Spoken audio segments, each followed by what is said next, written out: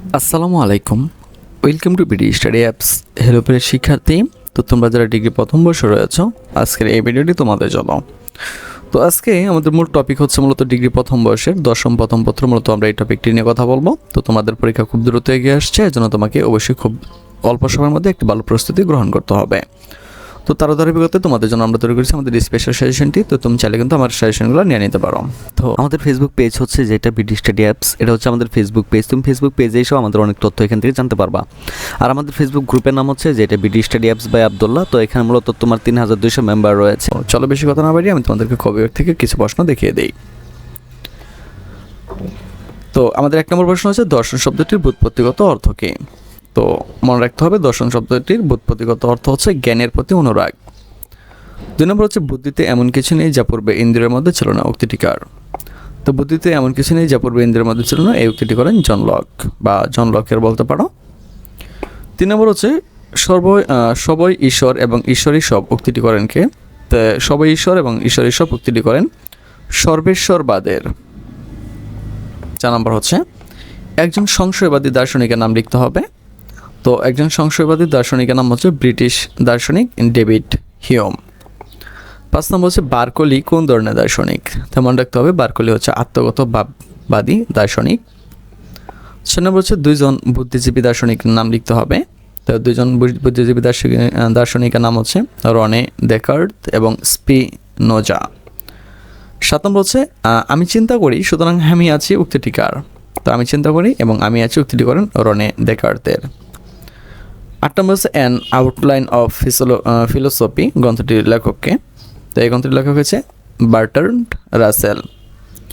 9 নম্বর হচ্ছে ফিলোস শব্দের অর্থ কী? তো ফিলোস শব্দের অর্থ হইতেছে ভালোবাসা। 10 নম্বর হচ্ছে স্বজ্ঞাবাদের প্রধান প্রবক্তাকে? তো এর উত্তরটা হচ্ছে স্বজ্ঞাবাদের প্রধান প্রবক্তা হেনরি বার্গসো। 11 নম্বর হচ্ছে সৃজনমূলক বিবর্তনের প্রবক্তাকে? তো সৃজনমূলক বিবর্তনের প্রবক্তা হচ্ছে হেনরি বার্গসো। 12 নম্বর হচ্ছে আত্মার অমরত্ব সম্পর্কে দুটি মতবাদের নাম লিখতে হবে। তো আত্মার অমরত্ব সম্পর্কিত দুটি মতবাদের নাম হচ্ছে তত্ত্ব বিষয়ক যুক্তি এবং নৈতিক যুক্তি ও ধর্মীয় যুক্তি আর কি। 13 নম্বর হচ্ছে কান্ট কোন দেশের দার্শনিক ছিলেন? তো আমরা অনেকেই জানি যে কান্ট মূলত জার্মান দার্শনিক ছিলেন। তো এরপরে দেখো 14 নম্বর অস্তিত্ব প্রত্যক্ষ নির্ভর এই উক্তিটি কার? তো অস্তিত্ব প্রত্যক্ষ নির্ভর এই উক্তিটি দার্শনিক জর্জ বার্কলির। 15 নম্বর হচ্ছে দর্শন শব্দটি সর্বপ্রথম কে ব্যবহার করেন? তো এই শব্দটি মূলত সর্বপ্রথম ব্যবহার করেছেন হচ্ছে পিথাগোরাস। 16 নম্বর হচ্ছে ডেকার্টের দার্শনিক পদ্ধতির নাম কি? তো ডেকার্টের দার্শনিক পদ্ধতির নাম হচ্ছে সংশয় পদ্ধতি। 17 নম্বর হচ্ছে ক্রিয়া প্রতিক্রিয়াবাদের প্রবক্তাকে?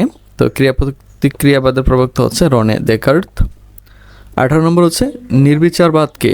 তো জ্ঞানের উৎপত্তি, শর্তসীমা, বৈধতা অবৈধতা সম্পর্কে কোনো প্রমাণ ছাড়াই কেবলমাত্র অন্ধবিশ্বাস এবং পূর্ব ধারণার ভিত্তিতে দার্শনিক আলোচনা করার নাম হচ্ছে নির্বিচারবাদ। 19 নম্বর হচ্ছে লকের মতো গুণ কত প্রকার? তো গুণ হচ্ছে মূলত 2 প্রকার, মুখ্য গুণ এবং গৌণগুণ। সমান্তরালবাদের প্রবক্তাকে? তো সমান্তরালবাদের প্রবক্তা হচ্ছে স্পিনোজা। তো এর পরবর্তীতে আমাদের সকল প্রশ্নগুলো রয়েছে ক বিভাগের আর প্রশ্ন রয়েছে এবং খ বিভাগ এবং গ বিভাগেও প্রশ্ন রয়েছে এবং এগুলো সব উত্তর সহ। তো তুমি চাইলে কিন্তু আমাদের সাথে কন্ট্যাক্ট করে তোমার সাজেশনগুলো নিয়ে নিতে পারো। তো চলো বেশি কথা না বাড়িয়ে আমি তোমাদেরকে ক বিভাগ থেকে কিছু প্রশ্ন দেখিয়ে দিই। তো আমাদের 1 নম্বর প্রশ্ন হচ্ছে দর্শন শব্দটির ব্যুৎপত্তিগত অর্থ কী? তো মনে রাখতে হবে দর্শন শব্দটির ব্যুৎপত্তিগত অর্থ হচ্ছে জ্ঞানের প্রতি অনুরাগ। 2 নম্বর হচ্ছে বুদ্ধিতে এমন কিছু নেই যা পূর্বে ইন্দ্রিয়ের মধ্যে ছিল না, উক্তিটি কার? তো বুদ্ধিতে এমন কিছু নেই যা পূর্বে ইন্দ্রিয়ের মধ্যে ছিল না, এই উক্তিটি করেন জন লক বা জন লকের বলতে পারো। 3 নম্বর হচ্ছে সবই ঈশ্বর এবং ঈশ্বরই সব, উক্তিটি করেন কে? তো সবই ঈশ্বর এবং ঈশ্বরই সব উক্তিটি করেন সর্বেশ্বরবাদের। 4 নম্বর হচ্ছে একজন সংশয়বাদী দার্শনিকের নাম লিখতে হবে। তো একজন সংশয়বাদী দার্শনিকের নাম হচ্ছে ব্রিটিশ দার্শনিক ডেভিড হিউম। 5 নম্বর হচ্ছে বার্কলি কোন ধরনের দার্শনিক? তেমন রাখতে হবে বার্কলি হচ্ছে আত্মগত ভাববাদী দার্শনিক। 6 নম্বর হচ্ছে 2জন বুদ্ধিজীবী দার্শনিকের নাম লিখতে হবে। তো 2জন বুদ্ধিজীবী দার্শনিকের নাম হচ্ছে রনে দেকার্ত এবং স্পিনোজা। 7 নম্বর হচ্ছে আমি চিন্তা করি সুতরাং আমি আছি, উক্তিটি কার? তো আমি চিন্তা করি এবং আমি আছি উক্তিটি করেন রনে দেকার্তের। 8 নম্বর হচ্ছে অ্যান আউটলাইন অফ ফিলোসফি গ্রন্থটির লেখককে? তো এই গ্রন্থটির লেখক হয়েছে বার্ট্রান্ড রাসেল। 9 নম্বর হচ্ছে ফিলোস শব্দের অর্থ কী? তো ফিলোস শব্দের অর্থ হইতেছে ভালোবাসা। 10 নম্বর হচ্ছে স্বজ্ঞাপরাধের প্রধান প্রবক্তাকে? তো এটার উত্তরটা হচ্ছে স্বজ্ঞাবাদের প্রধান প্রবক্তা হেনরি বার্গসো। 11 নম্বর হচ্ছে সৃজনমূলক বিবর্তনের প্রবক্তাকে? তো সৃজনমূলক বিবর্তনের প্রবক্তা হচ্ছে হেনরি বার্গসো। 12 নম্বর হচ্ছে আত্মার অমরত্ব সম্পর্কে দুটি মতবাদের নাম লিখতে হবে। তো আত্মার অমরত্ব সম্পর্কিত দুটি মতবাদের নাম হচ্ছে তত্ত্ব বিষয়ক যুক্তি এবং নৈতিক যুক্তি ও ধর্মীয় যুক্তি আর কি। 13 নম্বর হচ্ছে কান্ট কোন দেশের দার্শনিক ছিলেন? তো আমরা অনেকেই জানি যে কান্ট মূলত জার্মান দার্শনিক ছিলেন। তো এরপরে দেখো 14 নম্বর অস্তিত্ব প্রত্যক্ষ নির্ভর এই উক্তিটি কার? তো অস্তিত্ব প্রত্যক্ষ নির্ভর এই উক্তিটি দার্শনিক জর্জ বাকলির। 15 নম্বর হচ্ছে দর্শন শব্দটি সর্বপ্রথম কে ব্যবহার করেন? তো এই শব্দটি মূলত সর্বপ্রথম ব্যবহার করেছেন হচ্ছে পিথাগোরাস। 16 নম্বর হচ্ছে ডেকার্টের দার্শনিক পদ্ধতির নাম কি?